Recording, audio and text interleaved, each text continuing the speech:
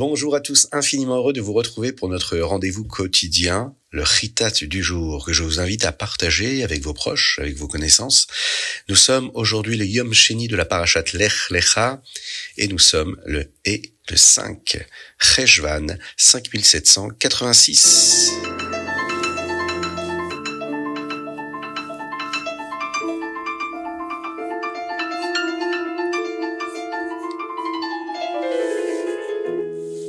Et nous démarrons par le Chumash. Et aujourd'hui, nous allons retrouver Avram et Sarai, qui se retrouvent en Égypte. Lorsqu'ils arrivent en Égypte, Sarai se cachait dans un grand coffre. Nous l'avons vu hier. Les officiers à la frontière égyptienne lui dirent qu'il devait ouvrir absolument le coffre pour qu'ils puissent voir ce qu'il y avait à l'intérieur. Lorsqu'ils virent Sarai, ils décidèrent qu'elle était si belle qu'elle devait épouser Paro, Pharaon. Ils l'emmenèrent donc au palais de Pharaon. Sarai, à ce moment, dit qu'elle était la sœur d'Abraham, comme Abraham lui avait demandé de le faire. Et là, les Égyptiens vont faire beaucoup de cadeaux à Abraham pour le rendre heureux de laisser sa sœur devenir la femme de Paro. Sarai ne voulait évidemment pas épouser ce roi non-juif, Pharaon. Hachem va donc faire un miracle, et toutes les personnes présentes dans ce palais de Pharaon vont contracter une très mauvaise maladie qui faisait très mal, mais qui les mettait très mal à l'aise. De cette façon, ils ne pouvaient même pas toucher Sarai. Paro, lui, essayait toujours d'approcher, mais Akadosh Baruch Hu donna à Sarai un ange qu'elle pouvait solliciter pour frapper Paro chaque fois qu'il essayait de s'approcher trop d'elle. Paro réalisa que Sarai devait être mariée à Avram. Ce qui se passait était assez particulier, mais il commença à avoir des doutes. Il fit appeler Avram et lui demanda: « Pourquoi ne m'as-tu pas dit que tu étais marié avec elle? Pourquoi as-tu dit qu'elle était ta sœur? Maintenant tu m'as attiré des ennuis avec Hachem. Sors d'Égypte, car les gens ici ne sont pas de bonnes personnes et essayeront de voler Sarai. Pourquoi? Eh bien parce qu'elle est si belle. » Paro craignait Dieu. Paro envoya des gardes pour accompagner Avram lorsqu'il quitta l'Égypte. Il envoya également sa fille Agar pour être servante de Sarai. Il décida qu'il valait mieux pour elle d'être même une servante dans la maison d'une tzadékette, comme Sarai, qu'Akadosh Baruch Hu aimait, plutôt que d'être une princesse. Paro, à cette époque, connaissait la valeur d'Akadosh Baruch Hu et la valeur d'Avram et Sarai. Avram reprit donc sa route vers Eretz Israël par le même chemin qu'avant. Il estimait qu'il était convenable de s'arrêter aux mêmes endroits qu'auparavant et il voulait repasser par les mêmes lieux pour rembourser toute personne à qui il devait de l'argent. C'est les commentaires qui nous le précisent. Il retourna à Beit El, où il avait offert son premier sacrifice, le premier korban à Akadosh Baruch Hu. Et là-bas, il va encore une fois faire des tfilotes auprès d'Hachem.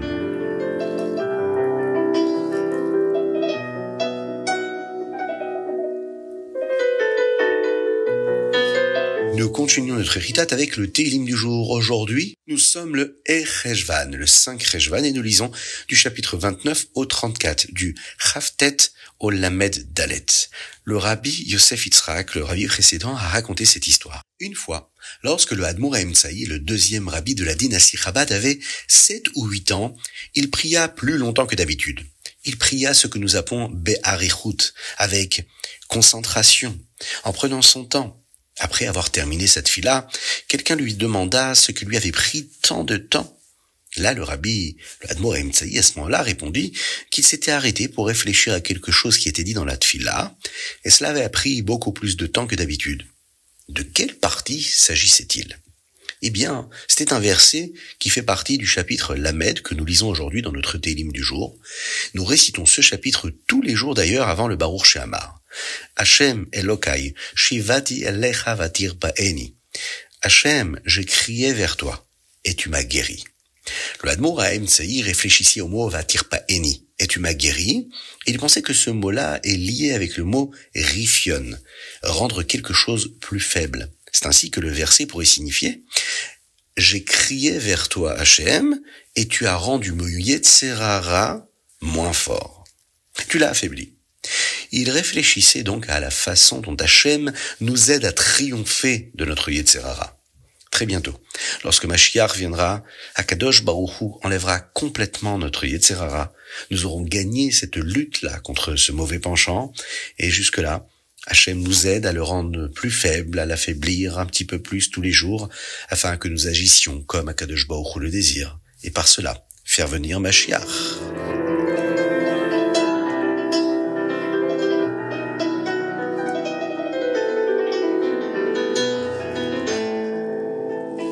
Tania.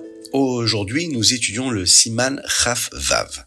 Dans cette Igeret HaKodesh, ici le Rabbi Shlomo Zalman explique un passage du Raya Me'emna, c'est-à-dire une partie du Zohar dans la Parashat Naso, qui nous dit que ce qui est spécial dans l'étude de la Pnimiyut HaTorah, c'est-à-dire la dimension intérieure et profonde de la Torah, et la différence entre notre étude pendant le temps de l'exil en Galout et le temps de la Géoula, c'est une différence réelle que nous pouvons développer et dévoilé dans cette étude-là.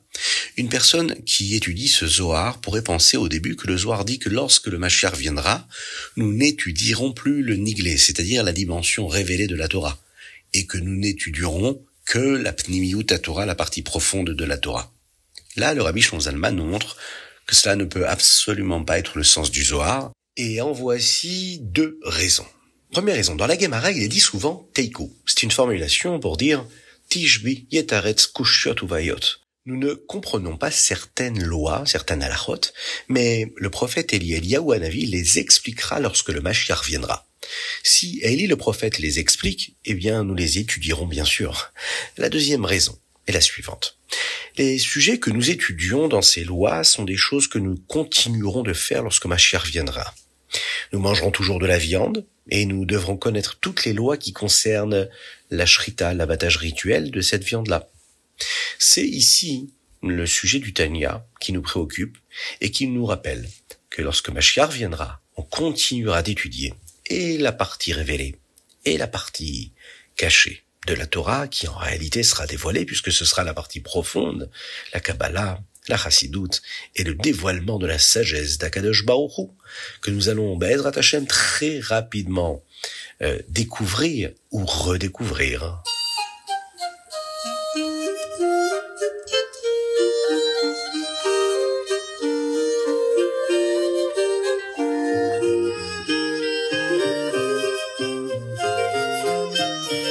Ayom Yom Ei Cheshvan. Autrefois, il n'y avait pas de panneau de signalisation ni de GPS. Si quelqu'un ne connaissait pas le chemin, il devait demander aux autres ou bien utiliser le soleil pour savoir dans quelle direction il allait. Mais que faisait-il la nuit lorsque le soleil n'était pas là ? Bien, les étoiles dans le ciel peuvent ressembler à un grand tas de points, mais en réalité, si l'on regarde attentivement, on peut voir qu'elles sont des constellations. Des motifs ou des groupes d'étoiles que l'on peut retrouver dans le ciel chaque nuit. Il y a des gens qui utilisaient les constellations comme une boussole pour déterminer quelle était la direction qu'ils devaient choisir. C'est ainsi même que, par une nuit très sombre, sans panneau de signalisation, une personne pouvait lever les yeux vers le ciel et voir la direction qu'elle devait prendre pour ne pas se perdre.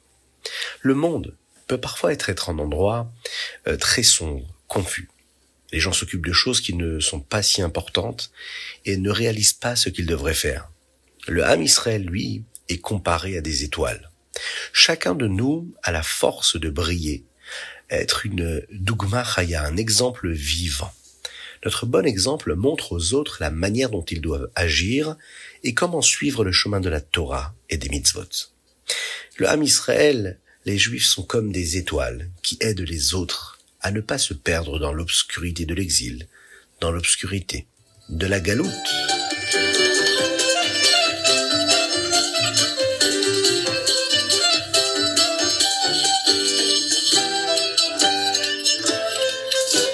Rambam Ilchot Mikvaot, dans le Rambam d'aujourd'hui.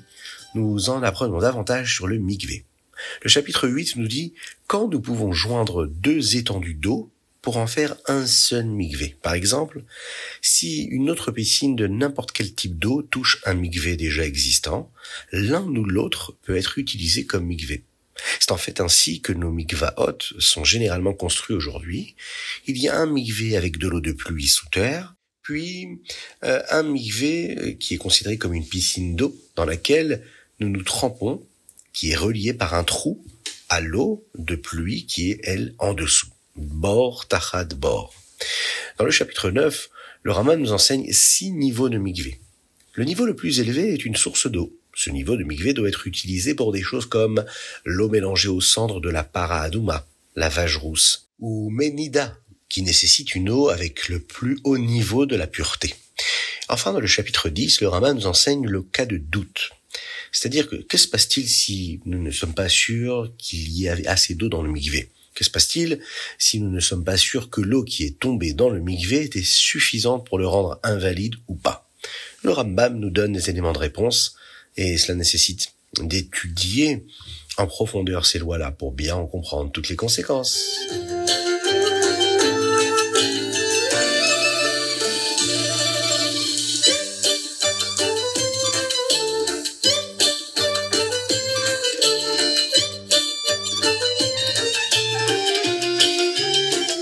Alors aujourd'hui, on va se quitter après ce magnifique Chumash, Teilim, Tanya, Rambam, avec une belle idée de Chassidut pour comprendre que veut dire Lech Lecha.